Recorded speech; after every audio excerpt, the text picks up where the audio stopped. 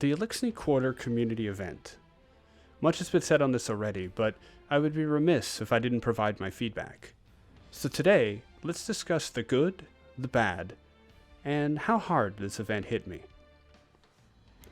Welcome back everyone to another Embrace Destiny video. Kaz PhD here. Apologies for not making this video sooner, but the way the event rolled out, plus some real life stuff I'm dealing with, delayed me. If you're looking for the shortest notes possible on my thoughts or links to my community Discord or Twitch, please check out the video description below. I put out a thread almost immediately after the community event goals were met, and this video will be a mostly better written, better explored version of those thoughts. Okay, so what happened? Well, on Tuesday, November 22nd, Bungie rolled out the Eliksni Quarter community event. The premise was that, while Mithrax and Ido continued to investigate the relics of Nezarec, Spider was organizing a fundraising campaign in order to provide some much-needed improvements to the Eliksni Quarter. Guardians were requested to farm Captain's Coins, generated by looting chests and enemies across a number of activities, such as Lost Sectors, Dares of Eternity, the King's Fall Raid, and playlist activities. Along with individual rewards, such as a ghost and emblem, the main reward was to be the improvements for the Eliksni. These included a cleanup of the debris in the quarter, improvement of the ether tank bar, some comforts, recruitment of Eliksni into the Vanguard, some housing, a garden, and a town square. Guardians did what we do best. We farmed, we grinded, we looted, and in 25 short hours, the 2-week community event was over, and those goals were met. Updates were made to the quarter, and except for late-coming individuals who still need coins to unlock cosmetic items, the event was basically over. When I heard that the event was over, I almost couldn't believe it. 400 million coins in only one day. Before I had much of a chance to think on it, the screenshots started coming in. The updates were minimal, paltry. The garden? Some corn. The housing? Incomplete or off in the distance. The town square? Some benches and lights. I was upset, and I still am a little, but as always, let's approach this with as much of an open mind as possible. I want to examine this from multiple angles and provide praise, criticism, and feedback where I think it's appropriate. First, the structure of the event was, in my opinion, a little uninspired, and a victim of poor timing. For almost 2 years now at least, Destiny has greatly relied on players grinding playlist activities. From unlocking stasis fragments, to pinnacle power, to advancing the seasonal narrative, quests, weapons, and challenges, Bungie has been leaning on playlists more and more. Now, in all fairness, there are actually some good points behind this. Focusing everything to playlist activities means that doing those activities becomes the most efficient thing you can do in the game. While we all love the diversity of activities in Destiny, we also want the game to respect their time, and having playlists advance several things at once is quite efficient. It's also so consistently and clearly communicated that it gets around one of the problems Destiny has long had: how confusing it can be. But the fact is, Destiny has whittled down the gameplay loop, and while I can say that I think the playlist activity grind has been chiseled to perfection, it has also become quite boring. Playlists are not updating fast enough to keep the grind interesting. Sure, we got Battlegrounds, the occasional PvP and Gambit change, but the grind runs its course. So then, to add a new community event where the main way to engage was that same grind? That's tough to deal with. I've long said that there are 3 ways to incentivize the Destiny community in-game: loot, shoot, and story. Story means the in-game story, lore, but also your connection to your character, the other characters, and the world. So cosmetics and events with story significance count. When I say shoot, I not only mean the sandbox and how things feel, but how the game is played, how rewards are earned. After years of the playlist grind, I believe it's fair to say that the shoot loop of Destiny has become stale. Now, again, to Bungie's credit here, playlist activities were not the only way to advance this event. lost sectors, patrol chests, certain activities. There was diversity. Plus, once certain milestones were reached, players could use seasonal or planetary currency to advance the event. That's actually really good, and should not be understated. We've seen a few times now Bungie introducing some kind of grind mid to late season that asks us to do things we've already grown tired of doing, without respecting what we've already done. In my mind, a better system here would have involved giving us the coins from day one, but not telling us what they were for. Speculation would have run wild. You-know-who would have made 15 videos on it by now, and when the event began, we would already be well on our way and feel like our previous time had been respected. Another praiseworthy thing was the in-game status. Every 15 minutes, the number of coins deposited would update in both our menus and down in the tower. That is amazing. We've never had that level of tracking for these events by Bungie in the game. Normally it's some kind of third-party cool community widget or something, or at best, flags raised above podiums during faction rallies and Guardian games. So, if nothing else, fantastic work, Bungie devs. It was really cool to see that tech, and I hope we get to see more of it going forward. While we're dishing out praise, just a note of thanks to the devs who worked hard to fix and communicate the bugs early on. Given the fact that bugs happen across most games, across most new releases, it's likely very, very challenging to fix or prevent all bugs before launch. Or rather, very easy for bugs to appear when being played by millions of people.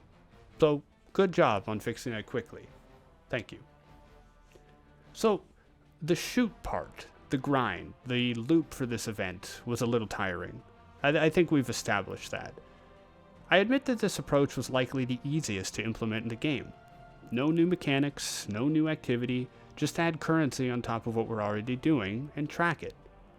Making anything, let alone art, let alone gaming systems, it's all magic and struggle. So I understand trying to do anything to work efficiently and save on time and money. It's just a 2-week event. We don't want to derail bigger things over smaller content. The event finished in 1 day. That was mostly because of an exploit. People found a way to cheese the event, breeze through some milestones, and jump ahead to the finish line. Do I endorse the exploits? Of course not. I do understand why they happened, why they were pursued, and honestly, exploits are inevitable. It's unfortunate to hear so many people support them. Not because the line between exploit and efficiency can be thin and hard to define sometimes. No, it's tough to hear people supporting exploits on the grounds of the grind-heavy nature of the event. Let's shift focus and talk about story, since that's my personal favorite thing about Destiny. The premise of the event was absolutely wonderful. Improving the quarter is such a great thing. Helping our allies, seeing the world grow and improve. Sure, one could argue that it's weird to not build up the city or old tower, but even the most engaged players get really excited when there are environmental changes to the game. I've been hoping for something like this for a long time. I want to be a guardian, a protector and helper. I've been dreaming about this ever since the first trailers for Destiny 2. Shooting stuff is fine, it is a looter shooter. But I believe we can do something more. Building up bases for our allies is just another means to feel like a hero. For you lore enthusiasts out there, you may have had a hint about this 2 solstices ago. The Compass Rose shotgun has a lore entry featuring a conversation between Ikora, Zavala, and some Guardians. There, they outlined their plan to turn the quarter into a, quote, community learning annex, end quote, where Eliksni and humanity can exchange language and culture. Eventually, the Eliksni were expected to move into the last city, but the quarter would remain as a community center. Perhaps my hopes were too high. Reading that entry, one would think that if Bungie ever developed this idea further, it would result in a new building and a significant upgrade. Some kind of UN-like building, for example. Expectations can hurt when they run face-to-face with the challenges of creation and game development. I understand that, and I tried to keep my expectations low, but apparently not low enough. The event finished in 1 day. In that day, several environmental changes were made to the Eliksni Quarter. Again, kudos to Bungie here. We've come a long way from the once-a-week change to the tower, following the Season of Undying plotline, haven't we? However, those changes, to me, and to many others, fell very short. As I said earlier, housing wasn't fully developed, specifically mentioned as being off in the distance. The town square featured a few benches, but worse, the Eliksni are still sleeping outside. It's still dark in the quarter. Praise to the community for trying to see the light. I've heard some interesting theories. Maybe captain's coins, having sprung out of nowhere, farmed by guardians, created an inflation problem where the value of the coins became pitiful. Maybe. Perhaps Spider was up to his old tricks and embezzled the coins, shortchanging the quarter. Maybe.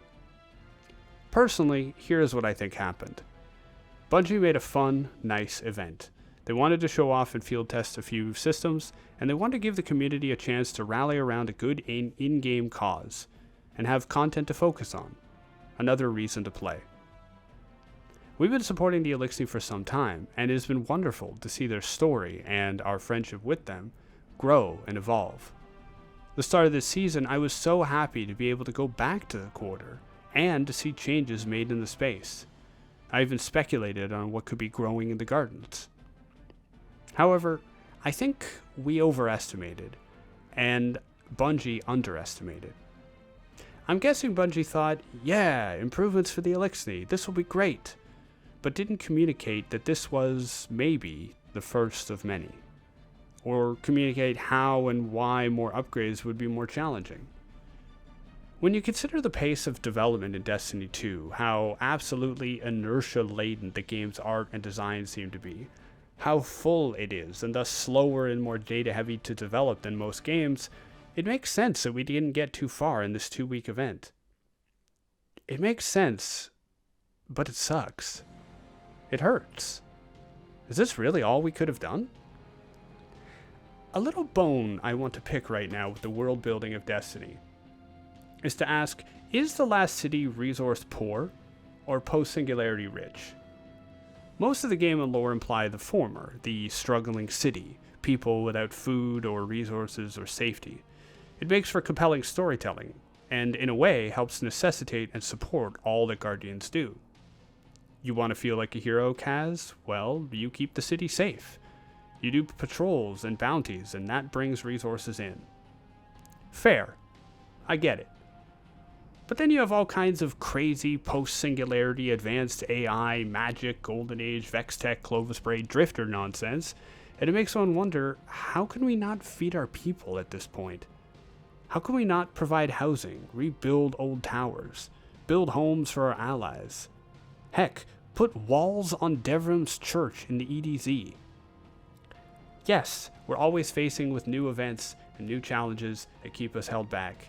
And maybe that's why we haven't really done or made any developments in infrastructure in the city for a long time. Yes, there's always a difference between gameplay and lore, but it's a really sobering thing to see it in action. See that the best that we can do is something that any Guardian could transmat in 5 minutes. And given the inertia of Destiny, how many things the game has going on and in development, it hurts to have the feeling that this will be the best and only development here for a while, that the Eliksni will be left in the cold for months, possibly years to come, if we're even allowed to visit them once Lightfall launches.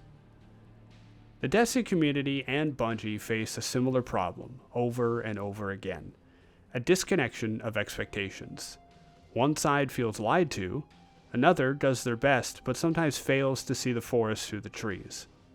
Of course, we were not going to get that far with a fun little event, but of course players are going to be upset if they felt the changes didn't go far enough. I wonder how Bungie themselves feel.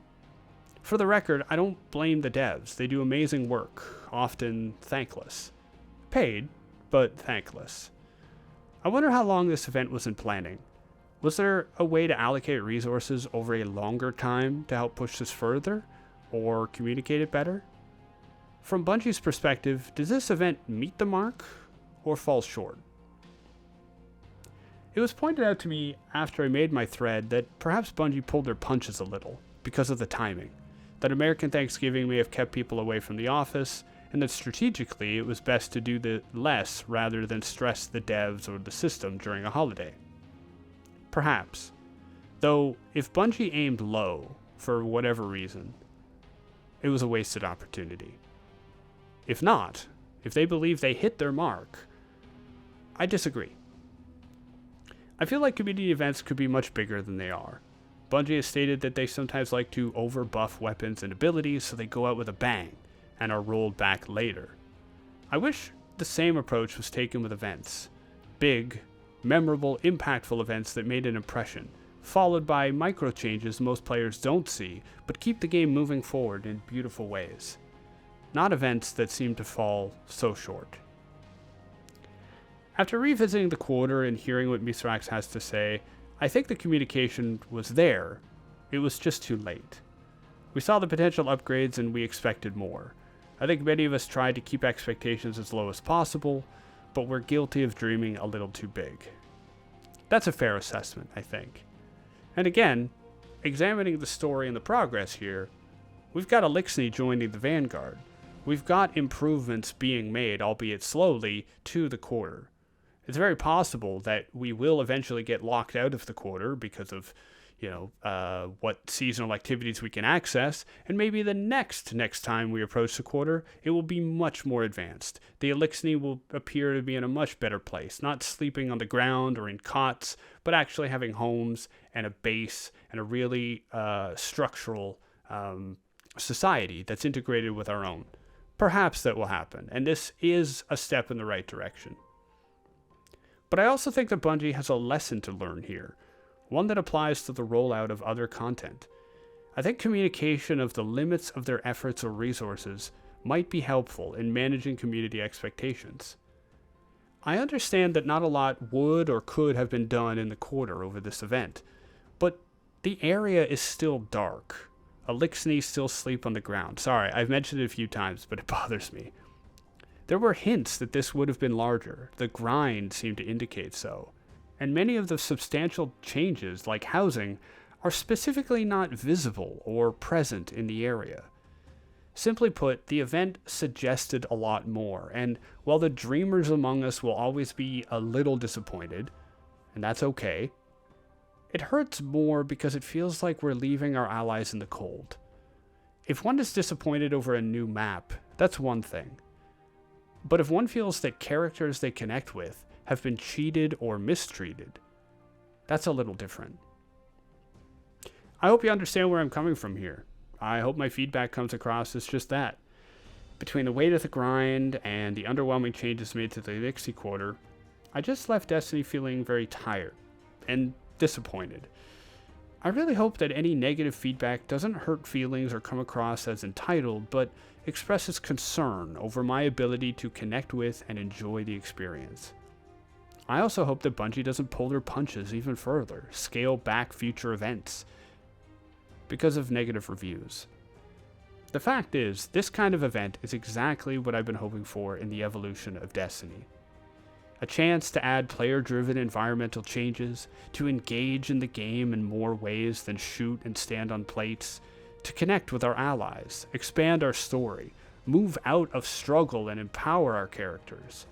A chance for something different, unique, impactful. Except what we got was Grind 3.0 for a swept-up grotto. The Eliksni deserve better. And so do we. Thank you all very much for listening. What do you think of the event? I hope you're enjoying it. Destiny and any other game that you're playing. As we move into the holiday season, we've got a lot going on. A new season, the dawning, Lightfall coming, and me, my videos may spread out a little more as I deal with a new visa problem I'm facing.